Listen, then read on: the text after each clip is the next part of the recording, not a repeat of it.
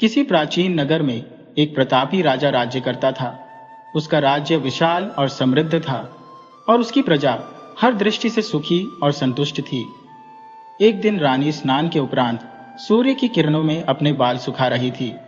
तभी उसने अपने महल की छत पर बैठे दो पक्षियों, एक तोते और एक मैना की बातें सुनी। तोता कह रहा था, मैना, आज तुम्हारे सिर से अद्भुत सुगंध आ रही है। क्या तुमने कोई विशेष तेल लगाया है? मैना ने उत्तर दिया, नहीं, मैं किसी तेल का प्रयोग नहीं करती। दरअसल तुम्हें शायद यह पता नहीं है कि मैं अपने पूर्व जन्म में एक राजा की रानी थी।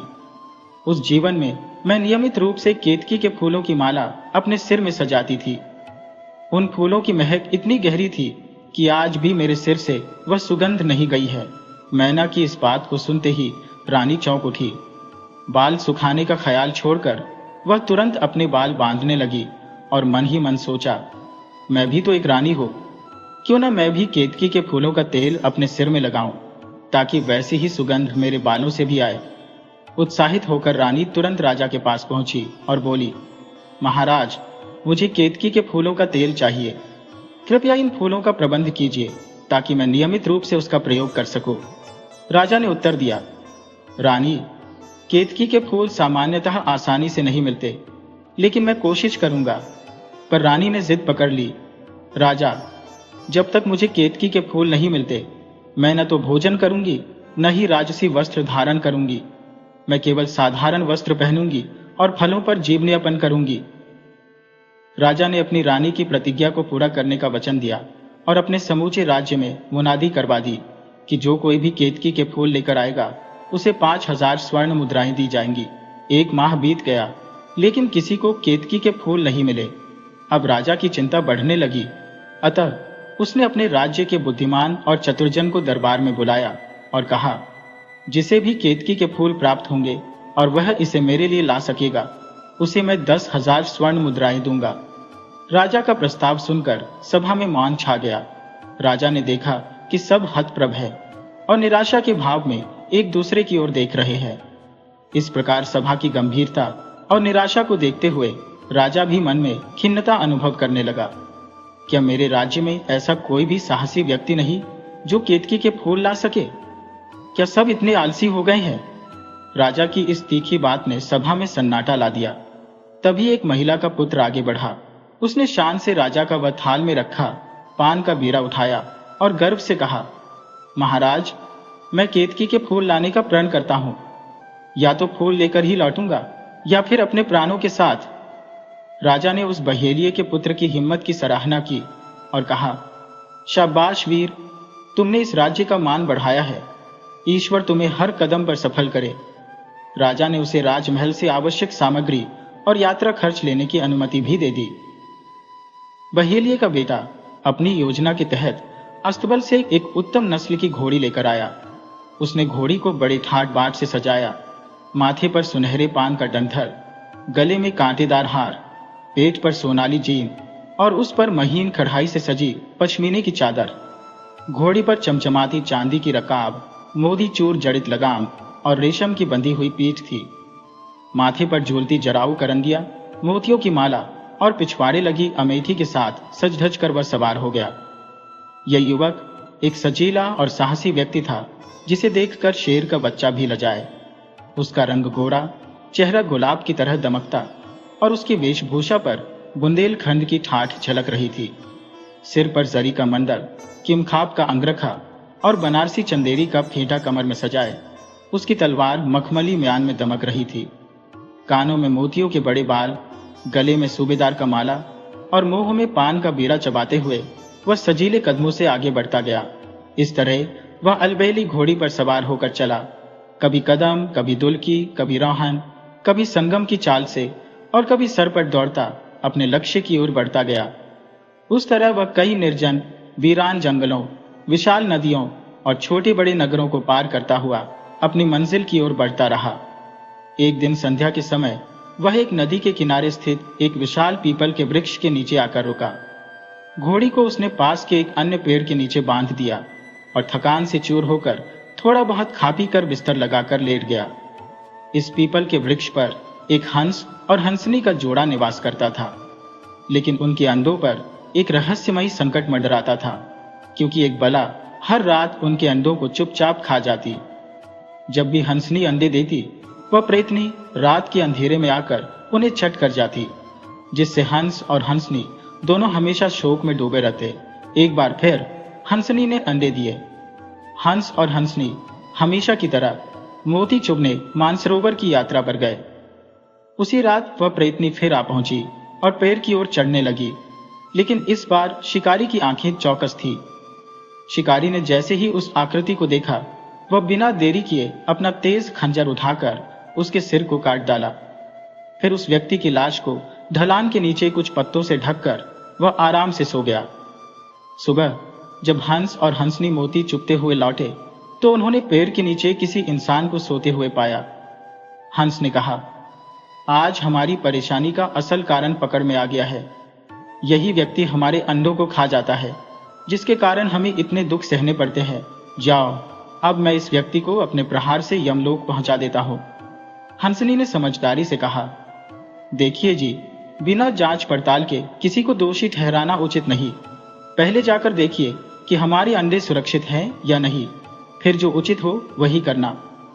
हंस ने पीपल की खोखली डाल में जाकर देखा तो अंडे सही सलामत थे। वापस आकर हंस ने कहा, तुम्हारी सलाह बहुत सटीक थी अंजलि। यदि मैंने बिना सोचे समझे इस यात्री को मार दिया होता तो बाद में पछताना पड़ता। इसके बाद हंस ने उस यात्री को जगाकर उसका परिचय लिया। बहेलिये के पुत्र ने अपना परिचय देते हुए कहा, मैं केतकी के फूल की खोज में निकला हूं। कल रात मैंने एक सांप को इस पेड़ पर चढ़ते देखा और उसे मारकर ढलान के नीचे दफना दिया।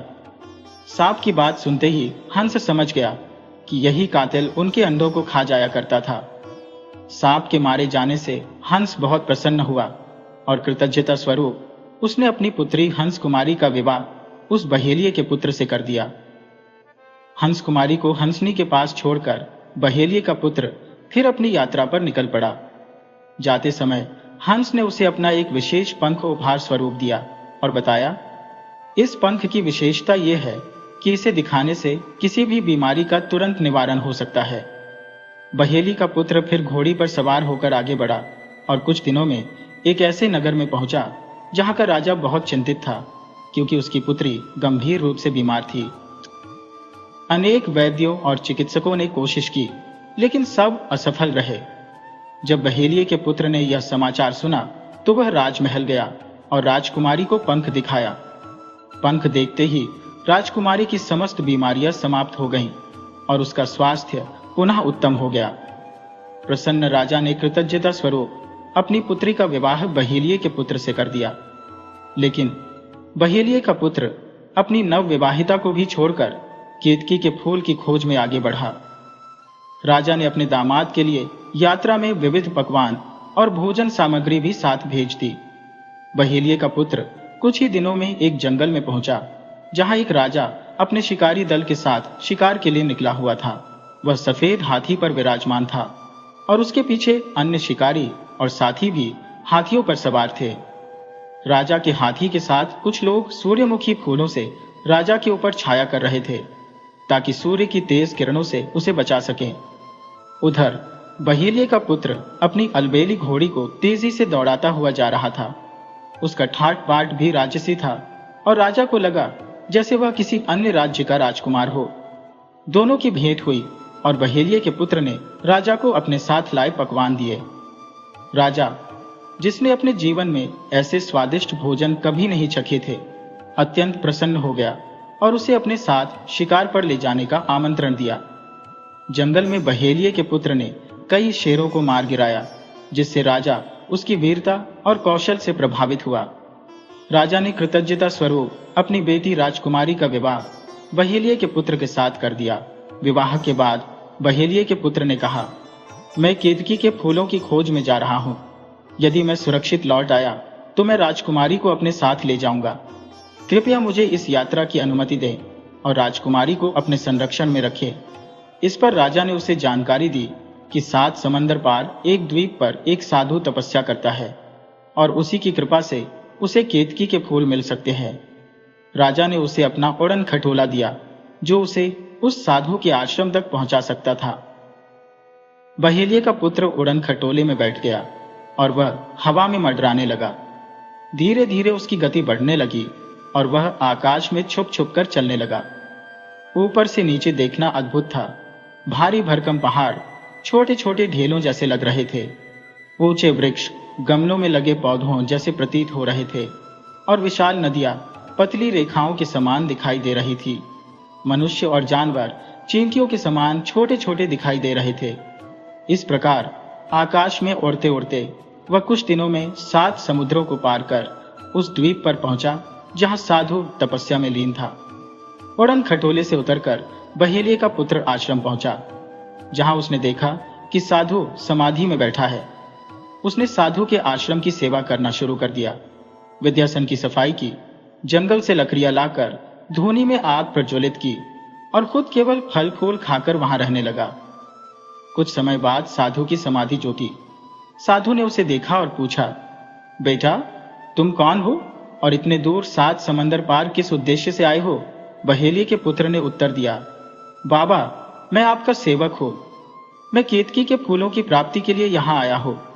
कृपया मुझ पर दया करें और मुझे इन फूलों के मिलने का उपाय बताएं। साधु ने कहा, बेटा तुमने मेरी सेवा की है और आश्रम को स्वच्छ रखा है, इसलिए मैं तुम पर प्रसन्न हूं। मैं तुम्हें केतकी के फूलों के पाने का तरीका बताता हूं।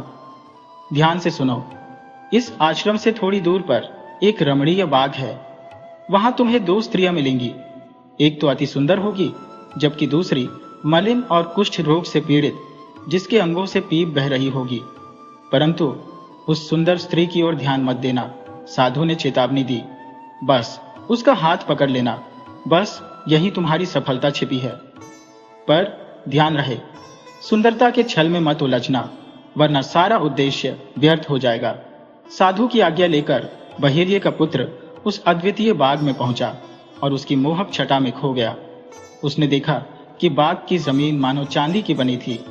वहां मूंगे से सजी सड़कों पर सोने के पेड़ खड़े थे, जिनके पत्तों पर कीमती मणियां टिमटिमा रही थी। हरे, नीले, लाल और बैंगनी रंगों के पक्षी पेड़ों पर फुदक रहे थे। उनके पंख और चोंच रत्नों से सजे हुए थे। बाग की इस अद्वितीय सुंदरता को देख बहेलिये का पुत्र आत्मविभोर हो उठा। उसने देखा कि बाग के मध्य में एक भव्य बंगला खड़ा था। दरवाजों पर रेशमी पर्दे और मोतियों की झालरें लटकी थी। सोने के सिंहासन पर एक अनुपम सुंदरी बैठी वीणा बजा रही थी। वह रूपवती स्त्री सज संवर कर आभूषणों से सजी हुई थी। उसकी मांग मोतियों से भरी थी और उसकी देह पर केसर व कस्तूरी की महक थी। इत्र का ऐसा सुवास कि हवा महक उठे। कमर में इलायची का बटुआ था। उसकी त्वचा इतनी कोमल कि मानो मक्खन हो। सौंदर्य इतना अनुपम कि वर्णन करना भी कठिन। वह पूर्णिमा के चांद से सुशोभित थी।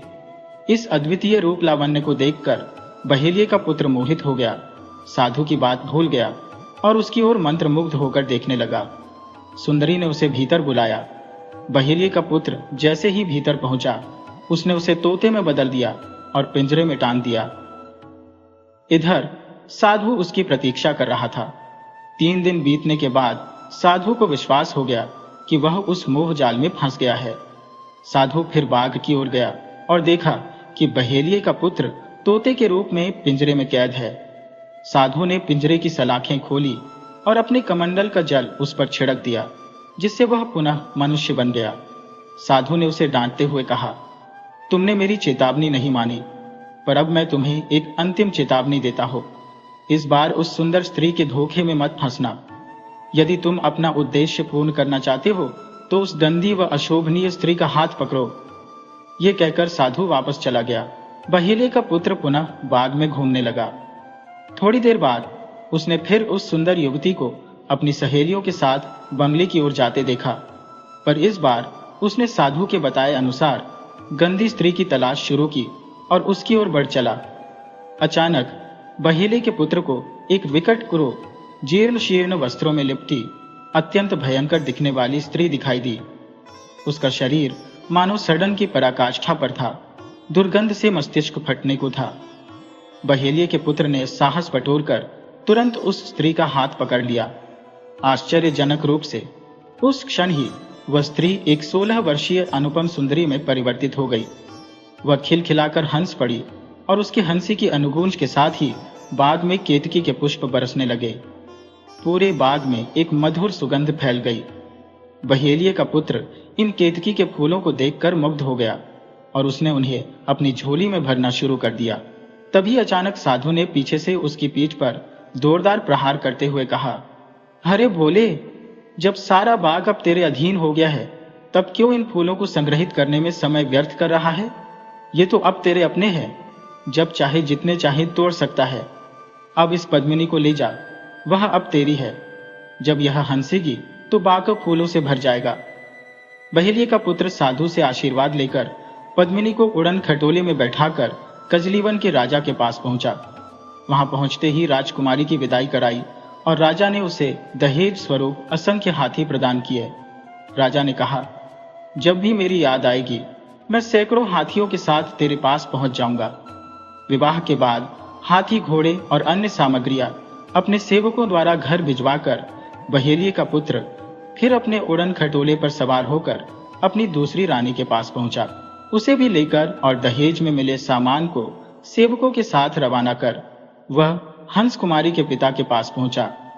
वहां उसका भव्य स्वागत हुआ और 2-3 दिनों के भव्य सत्कार के बाद हंस कुमारी को विदा कर दिया गया।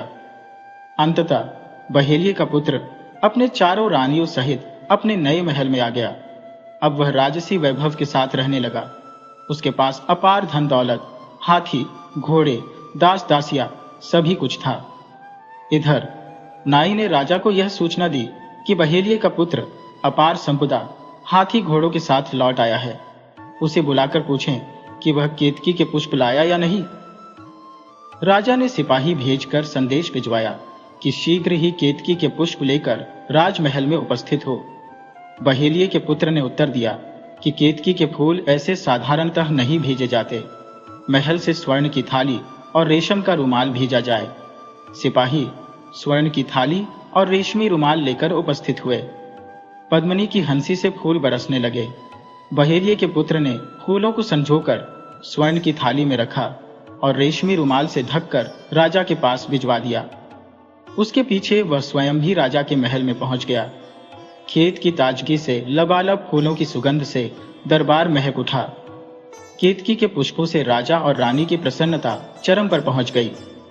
रानी की मनोकामना पूरी हुई और उसने केतकी के पुष्पों से तेल निकालकर अपने सिर पर लगाया। कहावत है कि पक्षियों में कौवा और मनुष्यों में नाई अत्यंत चतुर होते हैं। वही नाई जो राजा के महल में काम करता था, उसने एक दिन राजा से चुगली की, महाराज, बहेलिये के घर 4 ऐसी अप्सरासरी रानियां हैं जिनका रूप आपने सपनों में भी नहीं देखा होगा। वे सब आपकी योग्यता की योग्य है। उनमें से एक रानी पद्मिनी नाम की है जो अपार सौंदर्य और गुणों से परिपूर्ण है। जब वह मुस्कुराती है तो जैसे केतकी के फूल बरस उठते हैं। आपके लिए रोज रोज केतकी के फूल मंगवाना उचित नहीं। इससे बेहतर होगा कि कोई युक्ति निकालकर इन रानियों को महल में ही बुला लिया जाए। राजा ने उत्तर दिया, पर दूसरों की रानियों को हम कैसे ले सकते हैं? ऐसा कोई तरीका बताओ जिसमें मेरी बदनामी भी ना हो और काम भी बन जाए। नाई ने कहा, महाराज, यह तो सहज है। बहेलिये के पुत्र को बुलवाइए और कहिए कि राजकुमारी के विवाह के लिए उसे रात भर में बिना टूटे चावल निकालने होंगे। यदि वह कार्य न कर सके तो उसकी सारी संपत्ति जब्त कर ली जाएगी। राजा ने नाई की सलाह पर अमल करते हुए बहेलिये के घर 10 मण धान भिजवा दिया और संदेश भेजा कि सवेरे तक चावल तैयार हो जाए। एक भी चावल टूटना नहीं चाहिए, अन्यथा उसकी समस्त जायदाद जब्त कर ली जाएगी। यह विचित्र आदेश सुनकर बहेलिये का पुत्र आश्चर्यचकित रह गया। उसने तत्काल हंस कुमारी के पिता को स्मरण किया, जो अपने साथ हजारों पक्षियों को लेकर आ पहुंचा। रात भर में पक्षियों ने धान से चावल निकाल दिए, एक भी चावल टूटा नहीं। सुबह होते ही बहेलिये के पुत्र ने चावल राजा के पास भिजवा दिए। यह देखकर राजा और नाई चकित रह गए। नाई ने राजा को सांत्वना दी, महाराज, चिंता की कोई बात नहीं है। उसने एक कार्य पूरा किया तो क्या हुआ? आप उससे कहिए कि बेटी के दहेज के लिए 500 हाथियों की आवश्यकता है। शीघ्र मनवाओ, अन्यथा जायदाद जब्त कर ली जाएगी। राजा ने यही कहा बहेलिये के पुत्र ने फिर से हंस कुमारी के पिता को पुकारा, जो जंगल से हजारों हाथियों के साथ आया। लेकिन वे सभी जंगली हाथी नगर में उपद्रव मचाने लगे, घरों को गिराने लगे और कई लोगों को मार डाला। नगर में हाहाकार मच गया। हाथियों से भयभीत राजा ने बहेलिये के पुत्र से विनती की, मुझे इन हाथियों की आवश्यकता नहीं है, कृपया इन्हें यहां से हटा ले जाओ। हंस कुमारी के पिता हाथियों को वापस कजलीवन ले गया। राजा ने नाई को बुलाकर क्रोधित स्वर में कहा, तुम्हारी सलाह ने पूरे नगर को चौपट कर दिया। अब बताओ अगला कदम क्या हो। नाई ने अपनी चतुराई का सहारा लिया और राजा से कहा, महाराज निराश मत होइए, इस बार मैं ऐसी चाल चलूंगा कि बहेलिये के पास बचाव का कोई मार्ग न बचेगा और उसकी रानियां महल में अवश्य आ जाएंगी। आप उसे आदेश दीजिए कि राजकुमारी के विवाह का निमंत्रण स्वर्ग में जाकर हमारे पूर्वजों को दे आए। स्वर्ग में जाने वाला व्यक्ति लौट कर नहीं आता। राजा ने बहेलिये के पुत्र को बुलाया और स्वर्ग जाकर पूर्वजों को विवाह का निमंत्रण देने का आदेश दिया। बहेलिया समझ गया कि यह सब नाई की साजिश है। उसने थोड़ी सोचकर कहा, महाराज यदि मुझे स्वर्ग जाकर निमंत्रण देना ही है तो उन पूर्वजों के नाम की चिट्ठियां लिखवा दें और 1000 सोने की मोहरें भी भिजवा दें। इसके साथ ही श्मशान में 100 गाड़ियों की लकड़ी का प्रबंध करवा दें। मैं 7वें दिन स्वर्ग जाने को तैयार हो जाऊंगा। राजा ने उसकी सारी मांगें पूरी कर दी। इधर बहेलिये के बेटे ने एक कुशल कारीगर से अपने घर के अंदर से श्मशान तक एक गुप्त सुरंग तैयार करवा ली। 7वें दिन वह राजा के पास पहुंचा और चिट्ठियां मांगी। मंत्री ने उसे चिट्ठियां दी और नाई ने भी अपने पिता के नाम एक चिट्ठी भेजी। बहेलिये का पुत्र श्मशान की ओर चल पड़ा। राजा, मंत्री, नाई और कई नगरवासी भी उसे श्मशान तक छोड़ने आए। लकड़ियों पर चढ़कर बहेलिये के पुत्र ने सबको प्रणाम किया और नीचे से आग लगा दी गई। जैसे ही आग ने जोर पकड़ा, वह लकड़ियों के पीछे छिपकर धीरे धीरे सुरंग से होते हुए अपने घर लौट आया। लकड़ियां धधकती रही और नाई ने राजा से कहा, महाराज क्षमा कीजिएगा, लेकिन मेरी युक्ति सफल रही है। बहेलिये का पुत्र जलकर भस्म हो गया। अब आप उसकी रानियों को महल में बुला सकते हैं। राजा ने कहा, 2 माह का समय पूरा होने दीजिए, ऐसे उतावलापन उचित नहीं। उधर बहेलिये का पुत्र आनंद पूर्वक अपने घर में छिपा रहा। उसने समय का लाभ उठाते हुए एक सुनार से एक सोने की अंगूठी और एक सुंदर नक्काशीदार कैंची बनवाई। साथ ही उसने राजा की चिट्ठियों का उत्तर भी बड़े शाही अंदाज में लिखवा लिया।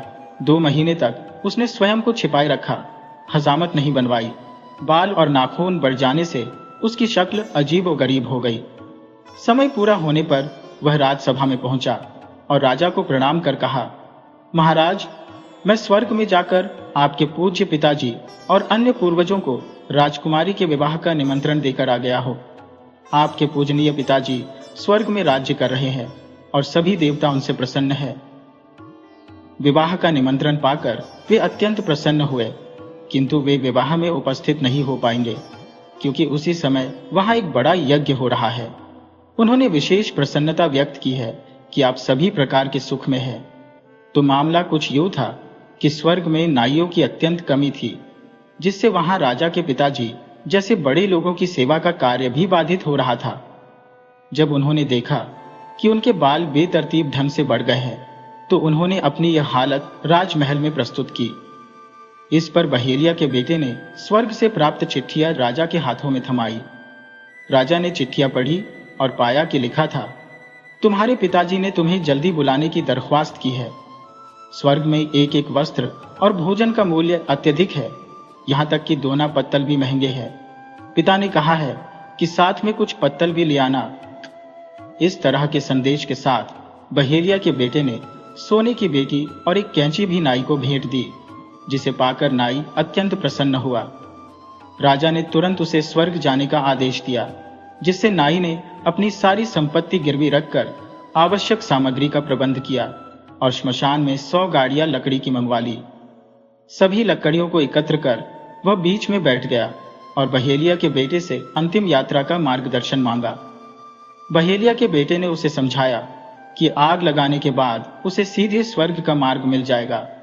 इस पर नाई ने संतुष्ट होकर लकड़ियों में आग लगवाई और वह थोड़ी ही देर में राख में परिवर्तित हो गया। 3 महीने बीत गए और जब नाई वापस न लौटा तो उसके घर वालों ने बहेलिया के बेटे से संपर्क किया।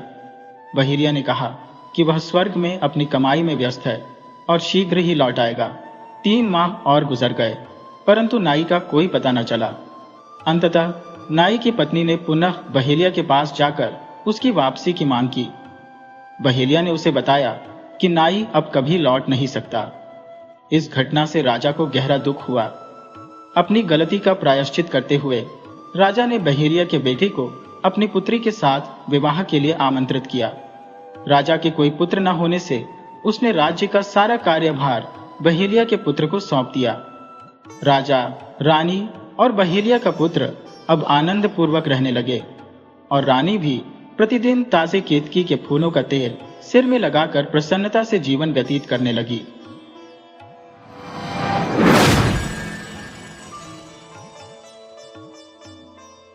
बहुत पुराने समय की बात है।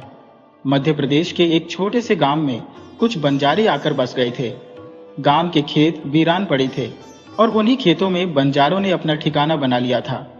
बंजारों के कबीले का मुखिया तंत्र मंत्र में दक्ष था और अक्सर टोने टोटके और मंत्र सिद्धि के कार्यों में लीन रहता था।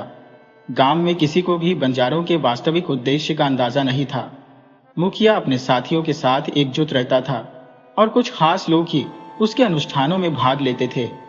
आधी रात को लगभग 2 बजे मुखिया एक कंकाल लेकर आता और उसके चारों ओर अग्नि प्रज्वलित कर मंत्र उच्चारण करता। बंजारों के इस कबीले में एक गर्भवती स्त्री थी जिसने 9वें महीने में एक पुत्र को जन्म दिया, लेकिन बच्चे के 1 महीने का होते ही वह अचानक रहस्यमय ढंग से गायब हो गया। मां व्याकुल होकर रोने लगी और कबीले में अफरा तफरी मच गई। सभी ने सोचा कि बच्चा जंगली जानवर का शिकार हो गया होगा, लेकिन असलियत कुछ और ही थी। दरअसल कबीले के मुखिया ने ही उस बच्चे का अपहरण करवाया था और यह सब उस बच्चे के पिता की सहमति से हुआ था।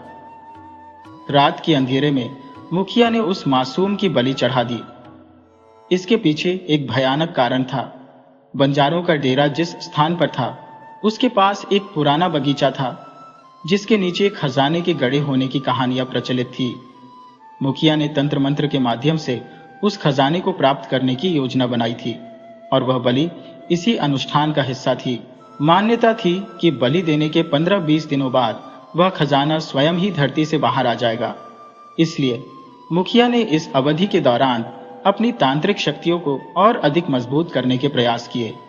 अब धीरे धीरे वह समय नजदीक आ गया था जब खजाना धरती से प्रकट होने वाला था और मुखिया अपने अनुष्ठानों में निरंतर जुटा हुआ था, इस प्रतीक्षा में कि उसकी मेहनत का फल उसे शीघ्र ही प्राप्त होगा। समय पूरा होते ही मुखिया जी रात के 2 बजे बगीचे में पहुंचे।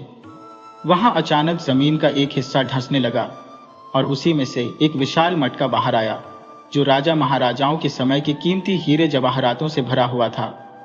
यह मटका धीरे धीरे बगीचे के चारों ओर चक्कर काटने लगा, मानो उसमें अब जीवन का संचार हो गया हो। दरअसल नरबली के परिणाम स्वरूप अब यह खजाना एक प्रकार से जीवित प्राणी की भांति व्यवहार करने लगा था। मुखिया ने जैसे ही उस मटके को छूने का प्रयास किया, उसमें से एक काला बिच्छू निकला और उसने मुखिया को डंक मार दिया। उस डंक के लगते ही मुखिया की आंखों के सामने अंधेरा छाने लगा और देखते ही देखते वह कीमती मटका धरती में समा गया। मुखिया वहीं अचेत होकर गिर पड़ा। सुबह जब कबीले के लोग मुखिया को ढूंढते हुए बगीचे तक पहुंचे तो उन्होंने उसे बेहोश पाया। धीरे धीरे वहां भीड़ जमा हो गई। कुछ गांव के लोग भी इकट्ठा हो गए। कबीले वाले मुखिया को उठाकर अपने डेरे में ले आए और मंत्रों के सहारे उसे ठीक करने का प्रयास किया। थोड़ी देर में मुखिया को होश तो आया, लेकिन उसकी एक आंख की रोशनी चली गई थी। इस घटना से कबीले के सभी लोग भयभीत हो उठे और मन ही मन सोचने लगे कि बिच्छू के डंक से आंख की रोशनी जाना कोई साधारण बात नहीं। गांव वाले मुखिया से पूछने लगे, बाबा, आप रात को उस बगीचे में क्या करने गए थे? मुखिया ने गहरी सांस लेते हुए जवाब दिया, अरे भाइयों, मैं वहां इसलिए गया था क्योंकि मुझे कई दिनों से वहां किसी अदृश्य शक्ति का आभास हो रहा था। पूजा पाठ करते समय अचानक विघ्न उत्पन्न होने लगे थे, इसलिए मैंने सोचा कि खुद जाकर देखो क्या कारण है। जब मैं बगीचे में पहुंचा तो मुझे वहां एक चुड़ैल का साया नजर आया।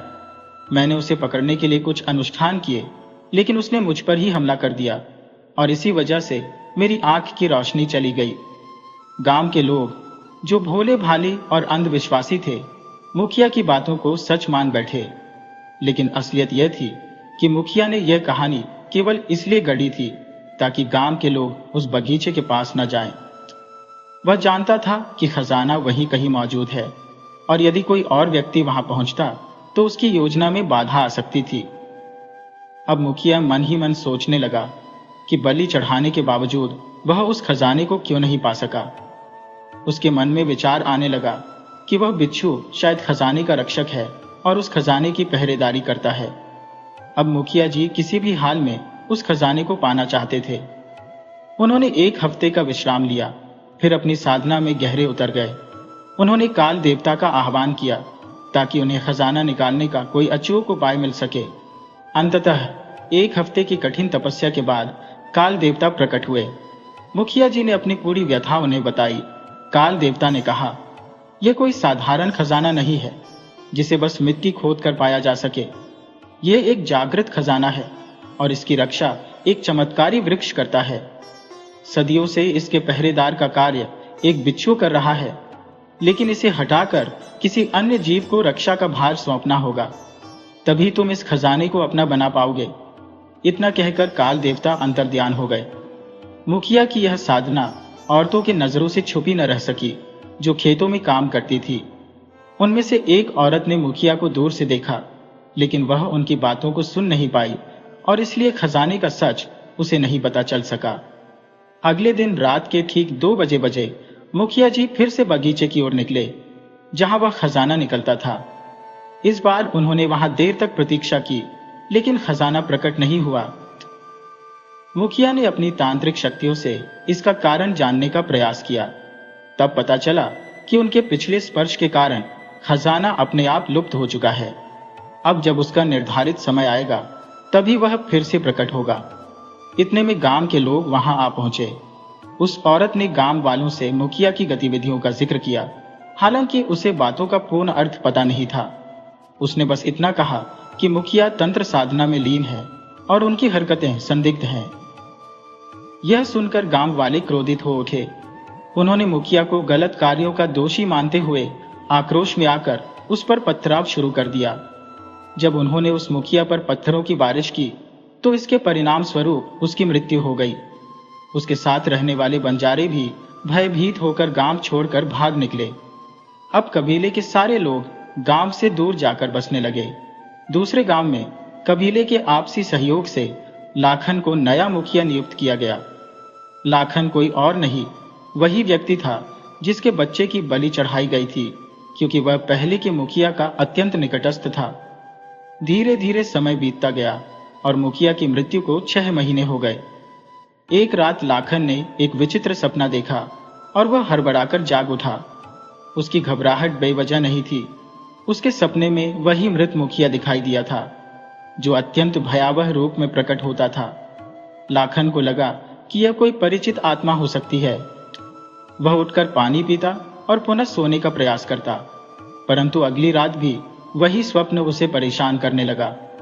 इस बार मुखिया ने स्वप्न में स्पष्ट कहा, मेरी अकाल मृत्यु हुई है लाखन। इसका कारण है यह गांव। इस पूरे गांव को विनाश कर दे, अन्यथा मैं इस कबीले को और तेरे परिवार को समाप्त कर दूंगा। लाखन घबराकर जाग गया। उसे मुखिया का चेहरा स्पष्ट दिखाई देने लगा, जो कहने लगा, क्या तुझे मेरी आत्मा का संताप समझ नहीं आता? मैं बदले की और उस खजाने की भूखी हूँ जो मेरी अधूरी इच्छा रह गई थी। मेरा शरीर मृत है पर आत्मा जीवित है। लाखन ने प्रतिकार किया, परंतु मुखिया जी, यह सब मैं नहीं कर सकता। मुझे कोई विद्या का ज्ञान नहीं है। मुखिया ने कहा, मुझे यह पता है लाखन, इसीलिए तो मैं तेरे पास आया हूं। मुझे एक मृत शरीर चाहिए जिसमें मैं पुनः जीवित हो सकूं। लाखन अवाक रह गया। मुखिया जी, आप क्या कह रहे हैं? उसने कहा। मुखिया ने ठंडे स्वर में उत्तर दिया, जो कहा जा रहा है वही कर। तभी लाखन के होठों से रक्त बहने लगा। मुखिया की दृष्टि उसे छू रही थी और इसके बाद वह गायब हो गया। अब लाखन समझ चुका था कि मुखिया की आत्मा को उसके अधूरे खजाने की चाह अब भी सताती है। वह कोई साधारण तांत्रिक नहीं था, बल्कि कुल काल देवता को प्रसन्न कर चुका था। मृत्यु के बाद वह एक शक्तिशाली आत्मा बन चुका था। ऐसा राक्षसी ब्रह्म राक्षस जिसे साधारण आत्मा से कहीं अधिक शक्ति प्राप्त थी।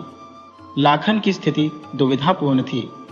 अगर वह मुखिया की बात मान लेता तो कुछ हिस्सा खजाने का उसे भी मिल सकता था, जिससे उसकी पत्नी, बच्चे और कबीले वाले सुखपूर्वक जीवन जी सकते। लेकिन यदि वह इनकार करता तो पूरे कबीले के लिए घातक सिद्ध होता। अंततः लाखन ने साधना प्रारंभ की। उसने श्मशान से एक घड़ी हुई लाश उठाई और मुखिया की आत्मा के निर्देशानुसार कार्य करता रहा। 3 दिन पश्चात उस लाश से दुर्गंध आने लगी। चौथे दिन रात के लगभग 2 बजे मुखिया की आत्मा उस मृत शरीर में प्रविष्ट हो गई। उसकी आंखें रक्तवर्णी लालिमा से दहक रही थी और इस दृश्य ने लाखन के रोंगटे खड़े कर दिए।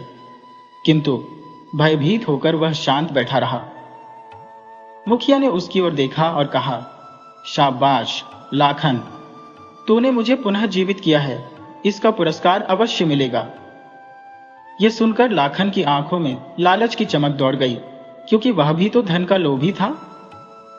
मुखिया और लाखन ने मिलकर साधना की और उस छुपे हुए धन को बाहर निकाल लिया। लेकिन अब मुखिया की आत्मा और भी प्रचंड हो गई थी। मृत्यु के पश्चात भी उसके भीतर जीवित रहने की तीव्र लालसा थी, जिसके चलते उसने एक एक कर कबीले के लोगों की बलि चढ़ानी शुरू कर दी। लाखन यह सब देखकर व्यथित था। उसे लग रहा था कि जो भी अनर्थ हो रहा है उसका प्रारंभ उसी से हुआ है। इस सोच ने उसे आंसुओं में डुबो दिया। एक दिन वह व्याकुल होकर काल भैरव के मंदिर में गया और भगवान से क्षमा मांगने लगा। हे प्रभु, मुझसे भारी अपराध हो गया है। मैंने ऐसा पाप कर डाला है जिसका कोई प्रायश्चित नहीं। कृपा कर मुझे मार्ग दिखाए, अन्यथा यह मुखिया की आत्मा मेरे पूरे कबीले का नाश कर देगी। लाखन रोज मंदिर में छिपकर जाता और रोते हुए प्रायश्चित करता। एक रात अपनी पीड़ा में वह पत्थर पर सिर पटकने लगा। क्यों मुझसे ऐसा पाप हुआ? वह सोचता रहा। उसे लगने लगा कि इस जीवन से तो मृत्यु ही बेहतर है। तभी पूर्व मुखिया की पवित्र आत्मा प्रकट हुई। वह बोले, लाखन, मेरी मृत्यु अचानक नहीं हुई थी। मुझे धोखे से विष देकर मारा गया था और वही पापी मुखिया इसका कारण था। तुमने उसे पुनः जीवित कर बड़ी भूल की है। अब वह केवल धन का लालची नहीं रहा, उसे राक्षसी शक्तियां चाहिए। लाखन ने कसम खाई, मुखिया जी, मैं उसे मार दूंगा। परंतु पूर्व मुखिया की आत्मा ने कहा, लाखन, उसे कितनी बार मारोगे? वह पहले से ही मरा हुआ है। उसे समाप्त करना इतना सरल नहीं है। उसने अपनी शक्ति तुम्हारे दाहिने हाथ में कैद कर रखी है। जब तुमने तंत्र के माध्यम से उसे जागृत किया था, लाखन के हाथों में उस दुष्ट आत्मा ने अपनी जान कैद कर दी थी। व्याकुल होकर लाखन ने कहा, अब मैं क्या करूं मुखिया जी? आप मेरे गुरु समान हैं, कृपा कर कोई मार्ग सुझाए। इस पर प्रथम मुखिया ने कहा, लाखन, तुम महाकाली की साधना करो। उन्हें आमंत्रित करो कि वे तुम्हारे भीतर प्रवेश कर उस पापी का संहार करें। जब वे तुम्हारे शरीर को छुएंगी, उनके शस्त्र तुम्हारे हाथ में आ जाएंगे। देवी के उस स्पर्श मात्र से उस दुष्ट की देह जलने लगेगी, क्योंकि केवल मां काली ही इतनी प्रचंड शक्ति रखती है कि वह इस दुष्टात्मा का विनाश कर सके। लाखन ने प्रथम मुखिया के आदेशानुसार कदम उठाए। वह जानता था कि यदि यह बात वर्तमान मुखिया को पता चल गई तो वह उसे मारने में क्षण भर भी नहीं गंवानेगा। अपनी साधना के लिए लाखन ने एक सुरक्षित स्थान ढूंढा।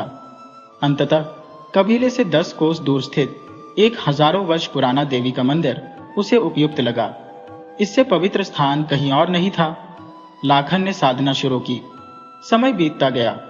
3 महीने हो गए, परंतु मां काली का प्रकट होना अब भी बाकी था। इसी बीच मुखिया को इसकी भनक लग गई। उसने लाखन को ढूंढ निकालने का प्रयास शुरू कर दिया। जब लाखन गांव के आसपास नहीं मिला तो मुखिया ने अपनी तांत्रिक शक्तियों से समय चक्र रचा, जिसके माध्यम से उसे लाखन की स्थिति दिख गई। वह तुरंत उस ठिकाने की ओर चल पड़ा जहां लाखन तपस्या कर रहा था। कुछ ही समय में वह पापी मुखिया मंदिर के निकट पहुंच गया। जैसे ही उसने मंदिर में प्रवेश की कोशिश की, उसे जोरदार झटका लगा और वह 30-40 फीट दूर जा गिरा। मुखिया को यह भान हो गया कि लाखन मंदिर के अंदर है, तब तक वह उसका कुछ भी नहीं बिगाड़ सकता। क्रोध में भरकर उसने कबीले वालों को मंदिर के समीप ले जाकर उनकी बलि देने का प्रयास किया, ताकि अपनी शैतानी शक्तियों को और प्रबल कर सके। लेकिन जैसे ही उसने हंसिया उठाया, उसका हाथ आगे नहीं बढ़ सका। इसका कारण लाखन की साधना से उत्पन्न ध्वनि और उसकी पवित्रता थी, जिसने उस स्थल को ऐसा अभयारण्य बना दिया कि पापी मुखिया की तमाम कुटिल चालें निष्फल हो रही थी। लाखन की सभी युक्तियां विफल हो रही थी। हारकर उसने अपनी आंखें खोली और साहसिक रूप से अपना हाथ काटकर मां काली के चरणों में अर्पित कर दिया, क्योंकि उसी में उस दुष्ट आत्मा की शक्ति कैद थी। इस कृत्य से वह पापी आत्मा छटपटाने लगी, पर इसका कोई निर्णायक प्रभाव नहीं पड़ा। हाथ काटने से लाखन मूर्छित हो गया और मुखिया ने अपनी ताकतों का प्रयोग कर लाखन के शरीर को बाहर निकालने का प्रयास किया। उसी क्षण एक तीव्र आंधी उठी और उसके गर्भ से स्वयं मां कालरात्रि प्रकट हुई। उनकी भव्य उपस्थिति को देख दुष्ट मुखिया राक्षस का रूप धारण कर उठा। वह क्रूर आत्मा कुटिल स्वर में बोली, तो तुम आ ही गई इसको बचाने, पर यह भी तुम्हारी अंतिम यात्रा होगी। क्या तुम्हें मेरे सामर्थ्य का आभास है? इतना कहते हुए मुखिया ने मां काली की ओर हाथ बढ़ाया, परंतु मां काली ने उसकी यह धृष्टता सहन न की और उसके सिर को धड़ से अलग कर दिया। तत्पश्चात उसके आधी धड़ पर पांव रखकर उसे पूरी तरह से चूर चूर कर दिया। मुखिया का शरीर जलकर भस्म हो गया। गांव के लोग यह दृश्य देखकर स्तब्ध रह गए। उन्होंने मां काली की जयकार से चारों ओर गूंज उठा दी, जिससे देवी शांत हो सके। मां काली ने फिर लाखन की ओर दृष्टिपात किया। उनके मात्र एक दृष्टि से लाखन का कटा हुआ हाथ पुनः जुड़ गया और वह चेतन हो उठा। होश में आते ही लाखन ने मां के चरणों में गिरकर क्षमा याचना की। मां काली ने उसे क्षमा करते हुए अंतर्ध्यान हो गई। उस दिन के बाद से समस्त कबीला मंदिर के पास ही रहने लगा। जो धन प्राप्त हुआ था उसे लाखन ने सब में समान रूप से बांट दिया। सभी खुश और संतुष्ट थे।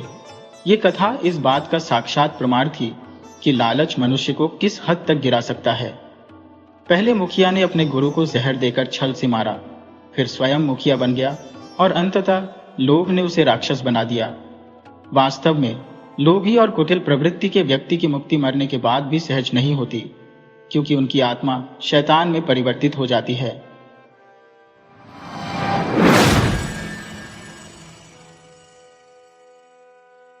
भगवती अपने बेटे बहुओं से अलग अपने जीवन को सरलता से जीती थी। जब भी किसी से मिलती तो अक्सर यही कहती, जैसा कर्म करोगे वैसा ही फल मिलेगा। हर इंसान को अपने कर्मों का फल स्वयं ही भुगतना पड़ता है। मुझे क्या, मेरा गुजारा तो हो ही रहा है। जब मन होता है कुछ पकाती हो और जब नहीं होता तो दूध और फल पर संतोष कर लेती हो। घर की बुजुर्ग महिला भगवती की मृत्यु को अब 20 घंटे से अधिक बीत चुके थे और बिरादरी के सभी लोगों के इकट्ठा होने की प्रतीक्षा में एक दिन और निकल गया था। जैसे ही कोई नया व्यक्ति आता, शोक का सिलसिला फिर से शुरू हो जाता और धीरे धीरे गुपचुप बातें होने लगती। एक ओर मोहल्ले के लोगों की भीड़ लगी थी तो दूसरी ओर गांव दादरी के लोग समूहों में जमा थे। सिर्फ घर के सदस्य अलग अलग कोनों में बिखरे बैठे थे। वे एक दूसरे से नजरें चुराने की कोशिश कर रहे थे। भगवती का देहांत तो सुबह 8 बजे ही हो गया था, पर आस पड़ोस में यह खबर दोपहर 12 बजे जाकर फैली। भगवती की पड़ोसन रुक्मणी ने कहना शुरू किया कि भगवती हमेशा कहती थी, जैसा कर्म करोगे वैसा ही फल मिलेगा। इस पर दूसरी पड़ोसन लीला बोली, बेचारी बहुत दुख सहन करने वाली महिला थी, अब मुक्ति पा गई। रुक्मणी ने सहमति में सिर हिलाया और बोली, हाँ लीला बहन, मुझसे भी यही कहती थी कि पूरी जिंदगी एक एक पैसे को जोड़ने में अपनी सारी ऊर्जा खपा दी। आज उसी धन को लेकर बेटा बेटी सब आपस में उलझे हैं। हर किसी को लगता है कि दूसरों को ज्यादा मिला है। घर के आंगन में भगवती के पार्थिव शरीर को बाहर ले आया गया। कपड़ों में लिपटाने का कार्य शुरू हुआ तो बड़ी बेटी आगे आई, मगर रुक्मणी ने उसे रोकते हुए कहा, नहीं बेटी, ये काम बहुओं का होता है, बेटियां नहीं करती। जाकर एक चादर ले आओ। चादर लेते समय बहुएं भगवती के कपड़े उतारने लगी तो चादर के एक छोर को पकड़कर खड़ी लीला से रहा नहीं गया। उसने धीरे से कहा, पहले इनके गहने तो निकाल लो। रुक्मणी, जो चादर का दूसरा सिरा थामे हुए थी, बोली, गहने तो लगता है पहले ही उतार लिए हैं। क्यों? बड़ी बहू तुर्श लहजे में बोली, हमें क्या पता, यहाँ तो बड़ी बहू की ही मर्जी चलती है। माँ के मरते ही पहले गहनों पर झपटी होगी। ये सुनकर बड़ी बहू ने दो टूक जवाब दिया, बिना किसी लिहाज के। लीला ने रुक्मणी को चुप रहने का इशारा किया। उन दोनों को घर के सारे राज पता थे और जरा सा कुछ कह देने से घर में हंगामा मच सकता था। किसी तरह अर्थी को रवाना किया गया। सभी पुरुष सदस्य अर्थी के साथ चले गए और घर की बहुएं सफाई में जुट गईं। लीला और रुक्मणी आंगन के एक कोने में रखी कुर्सियों पर बैठ गईं। लीला ने अपने आंसू पोंछते हुए कहा, भगवती, मुझसे हमेशा कहती थी कि गाय के घर में पड़ी हो, अपना घर बना लो। मैंने किसी तरह एक कमरे का मकान बनाया, फिर धीरे धीरे और कमरे जुड़े और बड़ा घर बन गया। इस पर दूसरी पड़ोसन बोली, हाँ, मुझे भी समझाती रहती थी कि घर तो है, मगर कुछ पैसे जोड़कर गहने भी बनवा लेना चाहिए। वक्त जरूरत यही धन सहारा बनता है। लीला ने गहरी सांस लेते हुए कहा, रुक्मणी बहन, लगता है भगवती के बच्चों के जहन में यही ख्याल भर दिए होंगे, तभी तो इनके घर में हर छोटी बात पर लड़ाई हो जाती है। रुक्मणी ने हामी भरते हुए कहा, सही कहा बहन। याद है पिछले महीने की बात, जब पानी की टंकी का पंप खराब हो गया तो बड़े बेटे ने पानी का टैंकर मंगवाया था। उन्होंने अपनी काम वाली को उस टैंकर का पानी भरने भेजा, लेकिन बहू ने मना कर दिया। अपनी 2 टंकियां तो भर ली, पर काम वाली को साफ कह दिया कि हमने अपने पैसों से मनवाया है, कोई खैरात नहीं बांट रहे। ये सब सुनकर बेचारे भगवती के आंसू छलक पड़े थे। लीला ने तुरंत कहा, हाँ बहन, मैंने भी एक दिन समझाया कि बच्चों के पास ही रहो, क्यों इस बुढ़ापे में अकेले काट रही हो। इस पर भगवती ने बताया, जब बच्चों के साथ थी तब भी अपने खर्चों के लिए दूध, फल, सब्जी सब खुद से मनवाती थी, फिर भी किसी मेहमान को अपने मन से भोजन के लिए नहीं कह सकती थी। एक दिन तो मसाला पीस रही थी कि मंझली बहू ने टोक दिया। बस फिर क्या था, मैंने अपना किचन अलग कर लिया। सोचा जब अपने खर्च का ही खाना बनाना है तो अपनी शांति से रहो। लीला ने धीमी आवाज में कहा, रुक्मणी, मैंने तो एक दिन भगवती को साथ कह दिया था कि देखो, मैंने अपने समय में मनचाहा खाया और पहना, बच्चों के लिए संपत्ति नहीं जोड़ी, पर उन्हें अच्छी शिक्षा जरूर दी। मेरे बच्चे आज अपने मेहनत से खा पी रहे हैं, दोनों भाइयों में प्रेम है, हम अपना कमा खा लेते हैं, जब तक हाथ पैर चल रहे हैं यही ठीक है। तुम्हारे पास इतनी संपत्ति थी, पर देखो वही अब झगड़ों की जड़ बन गई है। भगवती की बातों को याद करते हुए लीला बोली, सच में लगता है मेरी परवरिश में ही कुछ कमी रह गई। संपत्ति तो छोड़ दी, पर संस्कार नहीं दे पाई। दोनों की बातें चल ही रही थी कि भगवती की भतीजी चाय लेकर आ गई। उनकी उपस्थिति देख लीला और रुक्मणी चुप हो गई। चाय का प्रस्ताव ठुकराते हुए दोनों उठकर अपने घर चली गई। जैसे ही दोनों पड़ोसने चली, घर में कुछ हलचल सी हो गई। दीनानाथ की पत्नी उषा ने उन्हें अपने पास बुलाया और धीरे से कहा, जरा मां के कमरे में चलिए। अंदर पहुंचने पर उन्होंने देखा कि बक्सा, अलमारी और बाकी सामान अस्त व्यस्त पड़ा था। उषा ने बताया, बड़ी जीजी के साथ दोनों बहुएं मिलकर अलमारी टटोल रही थी और अपने पसंद के गहने उठा ले गई। उनके पास एक जोड़ी कंगन, कान के टॉप्स और चांदी की करधनी ही तो थी।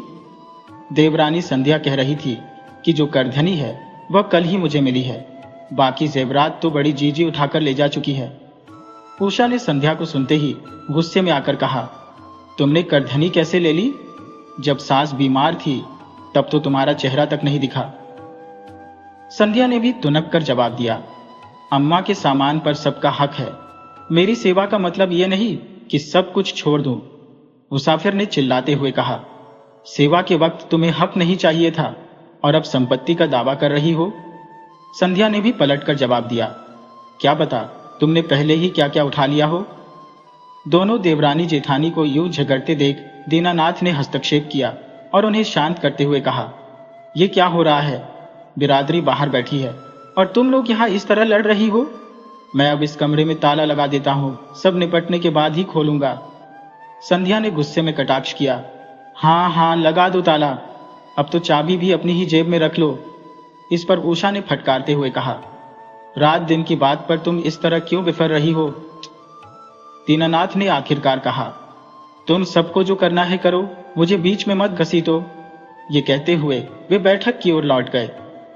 अब दोनों देवरानी जेठानी के बीच की इस लड़ाई में बड़ी बहू किरण ने भी दखल दिया। किरण ने कहा, हम बड़े हैं तो पहला हक हमारा है। जीजी को क्या पड़ी है कि मायके से आकर यहां दखल दे रही है? उषा ने गहरी सांस लेकर कहा, पता नहीं, लेकिन जब तक हम थोड़ी देर के लिए तुलसी लेने बाहर गए, बड़ी जीजी तो अम्मा के शरीर और अलमारी दोनों साफ कर गईं। किरण ने उन्हें डांटते हुए कहा, तुम लोग यूं बंदरों की तरह आपस में लड़ते रहोगे और जीजी हमेशा इसका फायदा उठाती रहेंगी। जब भी मौका मिलता है अम्मा को भड़काकर अपना माल बटोर कर निकल जाती है। अब देखो, तुम्हारी नाक के नीचे से जेवर उठा ले गई और तुम लोग अभी भी आपस में ही झगड़ रही हो। ताना मारते हुए ननद ने कहा, इतनी ही अकल थी तो पहले क्यों नहीं बोली? संध्या गुस्से में अपनी जेठानी पर बरस पड़ी और कहने लगी, तुम लोग अपने आप को किसी से कम समझती हो क्या? कोई कुछ बोले तो तुम बुरा मान जाती हो। बड़ी बहू किरण ने उषा से सवाल किया, अम्मा तुमसे हमेशा नाराज क्यों रहती थी? इस पर उषा बोली, मैं जीजी की चालों पर पहले दिन से ही नजर रख रही थी। जब ससुर जी का देहांत हुए मुश्किल से 6 महीने ही हुए थे, तभी बड़ी जीजी रात में अम्मा के बक्से पर निगाहें टिकाए रहती थी। 6 महीने बाद जब अम्मा को गहनों की सुध आई तो नथ, मानकिका, मंगलसूत्र, पायल, बिछिया सब गायब थे। तब संध्या ने आश्चर्य से कहा, ऐसे कैसे उठा ले गई जीजी? इस पर उषा ने ठंडी सांस लेकर कहा, अम्मा ने जब पूछा तो जीजी ने साफ कह दिया कि अब पिताजी रहे नहीं, तुम यह सुहाग के गहने पहन नहीं सकती, इसलिए इन्हें मैं अपनी बेटी की शादी के लिए ले जा रही हूं। नानी की ओर से देने का वादा करते हुए उन्होंने कहा, तुम्हारा भी नाम रोशन होगा। हम वहां खड़े थे और हमारे सामने ही बड़ी जीजी ने हमारी ओर मुड़कर कहा, जाओ एक अच्छी सी चाय बना दो। हमारी पीठ पीछे बड़ी जीजी अम्मा को उकसाते हुए बोली, मनोज बहू आ गई है। उसने तो आते ही अपने ससुर का खाना पानी बंद कर दिया। बस उसी दिन से अम्मा ने मन में एक गांठ बांध ली, जिसे वह अपने जीते जी खोल नहीं पाई। दीदी ने उस गांठ को इस तरह बांधा कि अम्मा ने हमसे हमेशा दूरी बनाए रखी। फिर संध्या खींचकर बोली, अब इन बातों का क्या फायदा? इस कमरे में ताला डालो या न डालो, बड़ी जीजी तो पहले ही सब उठा ले गई। बाहर जाकर देखो कैसे लोगों के सामने रोने धोने का नाटक कर रही है। बड़ी जीजी के खिलाफ निकले ये तीखे शब्द बैठक में बैठी जीजी के कानों तक पहुंच गए। वह बस गढ़ पुराण की कथा के समाप्त होने का इंतजार कर रही थी ताकि तुरंत बहुओं के बीच जाकर अपनी धमक जमाए। उन्होंने चोर नजरों से रुक्मिणी और लीला पर निगाह डाली, ये सोचते हुए कि कहीं उन्होंने अंदर की बातें तो नहीं सुन ली। जैसे ही कथा खत्म हुई वे तुरंत रुक्मिणी और लीला के पास पहुंच गई और बोली, अरे चाची बैठो ना, आप दोनों को देखकर अम्मा की याद ताजा हो जाती है। आप तो उनकी खास सहेलियां थी, बैठिए मैं चाय लेकर आती हूँ। भड़ककर जीजी ने उन्हें जबरन बैठने के लिए मना लिया। इस पर चाची ने कहा, बिटिया तुम्हारे कहने पर कुछ देर रुक तो सकते हैं, पर चाय नहीं पिएंगे। 13वीं से पहले जलपान का परहेज करते हैं। भड़की हुई जीजी बोली, अच्छा रुको चाची, मैं फल काट कर लाती हूँ। उन्होंने एक नजर अपने भाई के सामने रखे फलों के ढेर पर डाली और लौट आई। इसी बीच बड़ी बेटी सफाई देते हुए कमरे में दाखिल हुई और बोली, चाची आप लोग बैठिए, मैं भैया के लिए फल लेकर आ रही हूँ। इन्हें तो 12 दिन तक केवल एक समय का भोजन करना है। चाची ने विनम्रता से मना करते हुए कहा, नहीं बिटिया, हमें अब घर लौटना है। मगर बड़ी जीजी को समझते देर नहीं लगी कि शाम तक नया नाटक शुरू होने वाला है। बड़ी जीजी ने चाची से कहा, अरे कुछ खा पी कर ही जाइए ना। चाची ने फिर मना किया, नहीं बेटिया, हमें अब अपने घर जाना है, बहुत देर हो रही है। तभी बड़ी जीजी ने बात घुमाते हुए पूछा, अरे माँ के हिस्से के खेत के कागज नहीं मिल रहे हैं, तुमने संभाल कर रखे हैं क्या? छोटा भाई जान, जो सोमनाथ में था और दीनानाथ से बड़ा था, तुरंत बोला, अरे इसी ने छिपा कर रखे होंगे। सोचता होगा कि मैं तो पुलिस में हूँ, मुझे कोई कुछ नहीं कह सकेगा। तभी छोटा भाई रमेश भी तलवार खींचकर इस झगड़े के मैदान में कूद पड़ा। अम्मा की जमीन में मेरा भी हक होगा, बड़ी बहन ने कड़े लहजे में कहा। तुम तीनों अकेले सब हथियाने का ख्वाब मत देखना। जैसे ही संपत्ति की बात निकली, बड़ी जीजी तुरंत हरकत में आ गई। उन्हें भले ही आम बातें सुनाई न दे, पर जमीन जायदाद की चर्चा एकदम कानों में पड़ती है। भैया ने समझाया, तुम्हें तो अम्मा पहले ही खेत में हिस्सा दे चुकी है, अब फिर से क्यों मांग रही हो? सोमनाथ ने उग्र स्वर में जवाब दिया। और तब बहन बोली, मुझे कुछ नहीं सुनना। अगर मेरा हिस्सा नहीं मिला तो मैं कोर्ट कचहरी करने में पीछे नहीं हटूंगी। मैं इकलौती बहन हूं और मायके में भी मुझे जगह नहीं दी जा रही। किसी ने चिढ़ाते हुए कहा, तू तो अकेले ही 10 के बराबर है। 10 की विदाई तो आसान होती है, पर तेरी विदाई मुश्किल है। जमीन जायदाद, धन दौलत, गहने सोने सब में सेंध लगा चुकी हो, फिर भी चैन नहीं है।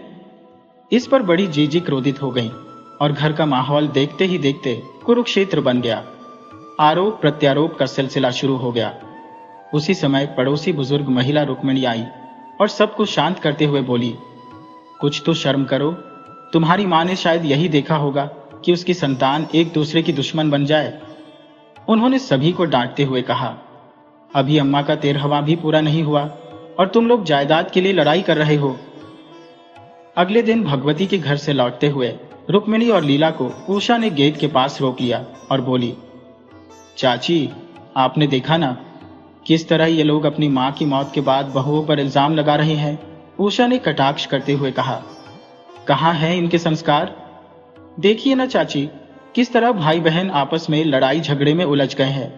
क्या माँ बाप ने ऐसे ही संस्कार दिए थे? रुक्मिणी ने लीला से कहा, हाँ, कल रात भी घर में चिल्लाने की आवाजें सुनकर मैं दौड़ पड़ी थी। तब वह बोली, चाची, मेरी शादी में इन्हें बस दहेज का लोभ था।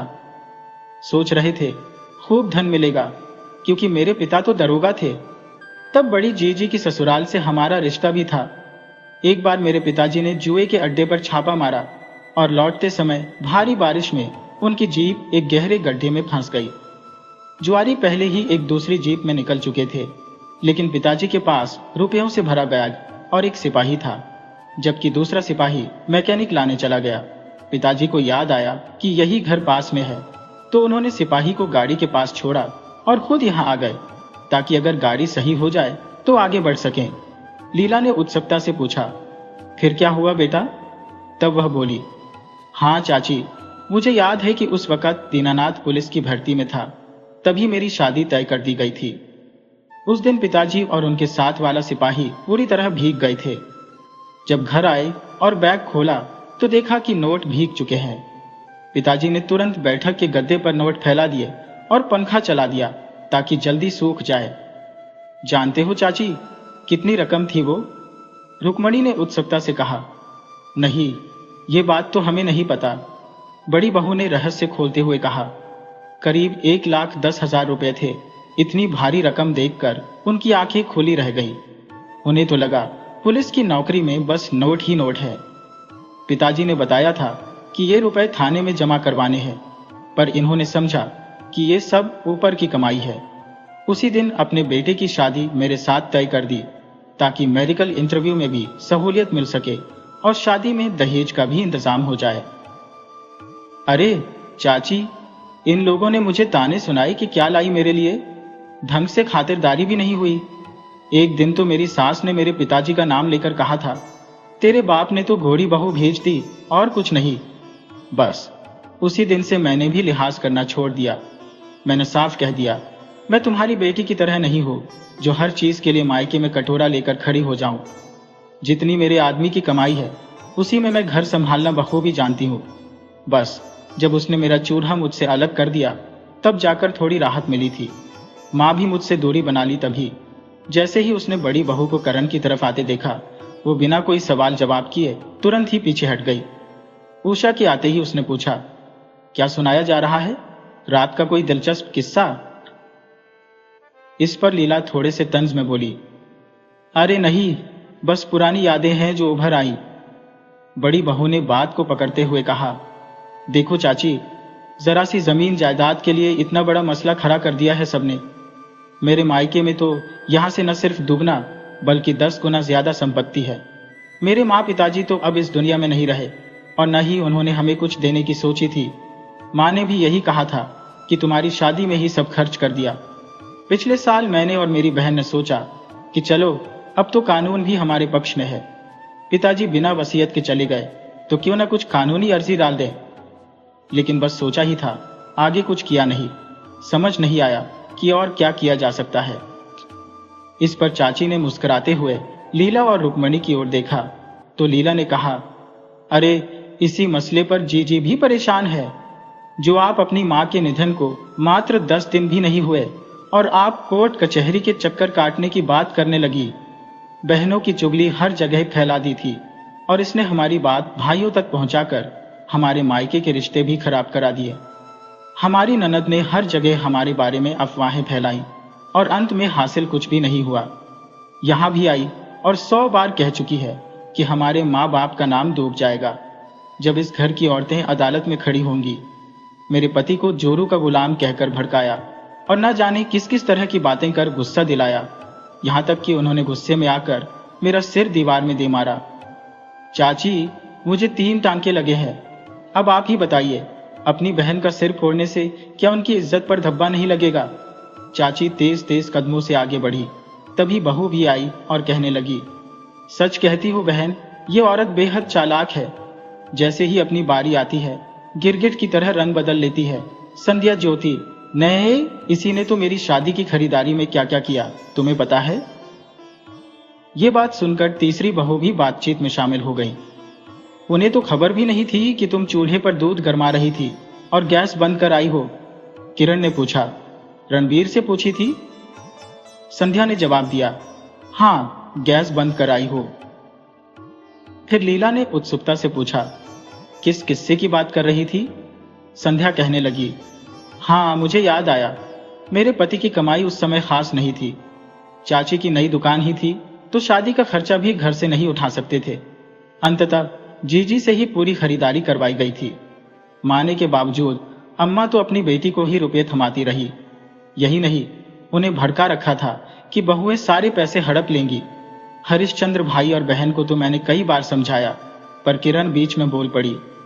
अरे मेरी बात पूरी तो सुनो। उसने कहा, मेरी शादी में गिनी चुनी 7 साड़ियां ससुराल से मिली। उनमें से भी 2 साड़ियों में फॉल के पास जंग लगा हुआ था, जैसे कि वे कई समय से लोहे के बक्से में पड़ी थी। मैंने कहा कि ये साड़ियां पुरानी है, इन्हें बदलवाओ। सब्जी जी ने कहा, महीना भर हो गया है, दुकानदार अब नहीं बदलेगा। बाद में चाची, मैं खुद उस दुकानदार के पास गई और वो हंसकर कहने लगा, बहन जी, मेरी इतनी बड़ी दुकान है, मैं पुरानी साड़ियां नहीं बेचता।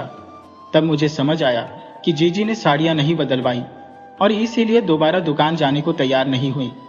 अब वह गुस्से में भरी हुई थी। हिरनी कहने लगी और फिर हंसी रोकते हुए बोली, अरे हाँ, तुम्हारी साड़ी का किस्सा तो मुझे भी याद है। मुझे भी बड़ी हैरत हुई थी कि जीजी कैसे इस खरीदारी में ठग गई जब तुम्हें गलती का पता चला था। संध्या, तुम तो सामने ही जीजी के मुंह देखकर वो साड़ियां बदलवाती। संध्या ने मुंह बनाते हुए जवाब दिया, हम तो हमेशा लिहाज रखते रहे हैं। उसी का नतीजा है कि आज जीजी हमारी छाती पर मूंग दल रही है। मूंग की बात से याद आया, कल के लिए उड़द भी भिगोनी है। अच्छा चाची, कल 13वीं के भोज में जरूर आना, कहकर बहुएं भीतर चली गई। दिन के काम का बोझ खत्म होते ही अगले दिन बेटों ने तुरंत टेंट समेटा, सबको हाथ जोड़कर विदा किया। फिर सब भाई मिलकर खर्चे का हिसाब करने बैठ गए। कितना खर्च हुआ और कितना सालाना श्राद्ध में लगेगा। सोमनाथ ने कहा, देखो भाइयों, माँ को मैंने 2 बार अस्पताल में भर्ती करवाया था, इसका हिसाब भी जोड़ो या फिर छोड़ दो। दूसरे भाई ने कहा, पहले जो जमीन बची है उसे बेचकर मेरा हिस्सा तय करो। बात आगे बढ़ाते हुए कहा गया, पहले इन 13 दिनों का हिसाब करो, मेरे सबसे ज्यादा पैसे लगे हैं। तभी दीनानाथ कागज पेन लेकर खड़े हुए और बोले, लाओ मुझे दो, मैं सारा हिसाब लिखकर बताता हूँ। इस पर दूसरा भाई बोला, रहने दो, तुम तो पुलिस में हो, उल्टी सीधी रिपोर्ट बनाने में माहिर हो। मैं ये हिसाब किताब नहीं जानता, मेरा हिस्सा दे दो। और बस यही बात फिर से वही पुरानी जमीनी जायदाद के झगड़े में तब्दील हो गई। हाथापाई की नौबत आने ही वाली थी कि बड़ी बहू ने कटाक्ष कर सबको शांत किया। अगर अम्मा पिताजी यहाँ होते तो ये सब देखकर क्या सोचते। मैंने तो हमेशा ताने ही सुने, सास, ससुर, ननद, देवर, सबके। मेरे माँ बाप को दहेज से लेकर चाल चलन तक के लिए कोसा गया। अब देखिए अपने औलादों का हाल। बड़ी ननद गुस्से से चिल्लाते हुए बोली, तुम्हारे परिवार के कारण ये बात हमारे माँ बाप तक पहुंची है। तुम लोगों के आचरण ही ऐसे हैं। उषा ने भी पीछे न रहते हुए जवाब दिया, जो अपने माँ बाप की परवरिश को धूल में मिला रहे हो, क्या कहोगे अब? और बस चारों महिलाओं के बीच लड़ाई छिड़ गई। तीनों ने हिस्सा लिया और एक ननद भी इसमें कूद पड़ी। उसी समय सहायक उप निरीक्षक दीनानाथ शास्त्री भी इस हंगामे में गिर पड़े। बस हादसे की खबर मिलते ही टीम घटनास्थल की ओर निकल पड़ी। दुर्घटना रात के 12 बजे से 2 बजे के बीच हुई थी और यह सुबह के 5 बजे का समय था। अप्रैल के महीने में सुबह का हल्का उजाला बस आना ही शुरू हुआ था। पूरी रात की बरसात के बाद पहाड़ी मार्ग पर हर जगह चट्टानों और मलबे का जमावड़ा रुकावट डाल रहा था। जीप को हर आधे घंटे की चढ़ाई के बाद रोकना पड़ता था। सुबह 7 बजे के करीब जीप दुर्घटना स्थल पर पहुंच चुकी थी। चारों ओर चीख पुकार मची हुई थी। हर तरफ अफरा तफरी का माहौल था। स्वयंसेवी संगठन मुस्तैदी से राहत बचाव कार्य में जुटे हुए थे। भीड़ के बीच से चिल्लाहट की आवाजें गूंज रही थी, मार डाला, लूट लिया। दीनानाथ ने आवाज की ओर देखा तो सामने से 2 युवकों को तेजी से भागते हुए पाया। दीनानाथ ने ठहरकर आवाज लगाई, रुको। उनमें से एक युवक हड़बड़ाहट में बोला, साहब, हम पानी लेने जा रहे हैं। दीनानाथ ने संदेहपूर्ण निगाहों से पूछा, इस झोले में क्या है? युवक ने जवाब दिया, ये मेरी मां का सामान है। दीनानाथ को हालात का माजरा समझने में देर न लगी। उन्होंने झोला छीन लिया और झोला पलटते ही उसमें से कटे हुए अंग, सोने की चूड़ियां, मंगलसूत्र और पाजेब के जेवर बिखर गए। दीनानाथ ने गरज कर पूछा, ये अंग काटे क्यों? युवक ने हड़बड़ाते हुए उत्तर दिया, अंगूठी फंसी हुई थी, निकल नहीं रही थी, इसीलिए काटना पड़ा। दीनानाथ ने दोनों के हाथ बांधे और कहा, चलो अब तुम्हारी भी खान निकलवाता हूं। साथ में एक सिपाही बोला, साहब, जैसे ही दुर्घटना की खबर फैलती है, इन जैसे लुटेरे घायलों और मृतकों को लूटने के लिए पहुंच जाते हैं। भीड़ में इनके और साथी छिपे हो सकते हैं। दोनों युवकों को जीप में धकेलते हुए दीनानाथ ने अपनी टीम को घटनास्थल का मुआयना करने का आदेश दिया। शाम 6 बजे तक सभी घायल और मृतकों को निकाल लिया गया था। दीनानाथ ने आदेश दिया, अब पूरी झाड़ियों का मुआयना कर लो।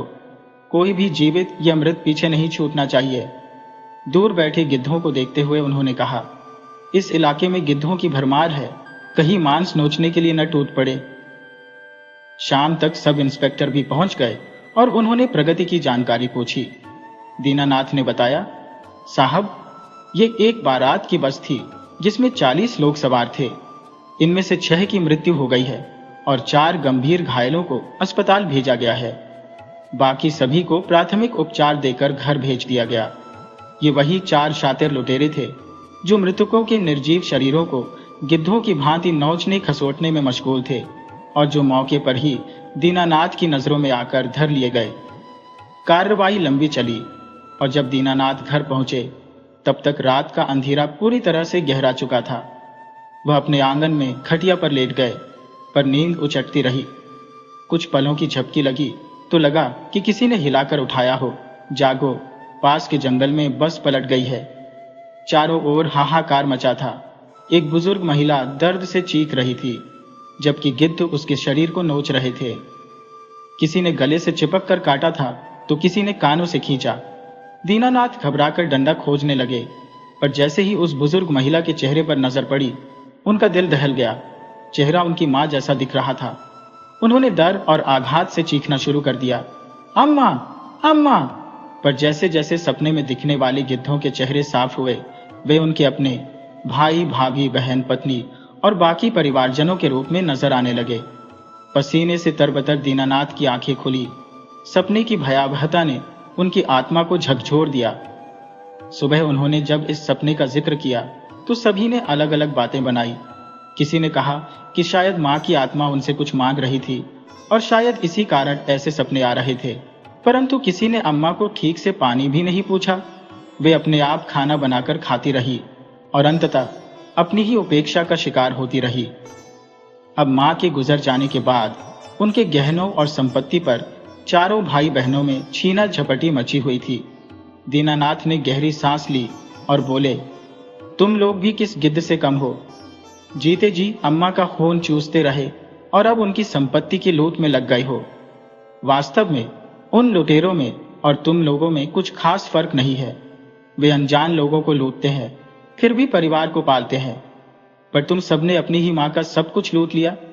ये कहकर दीनानाथ ने अपने चेहरे पर हाथ रख लिया, जैसे सारे दुखों का पर्दा डाल रहे हो, और खामोशी से बिस्तर पर लौट गए।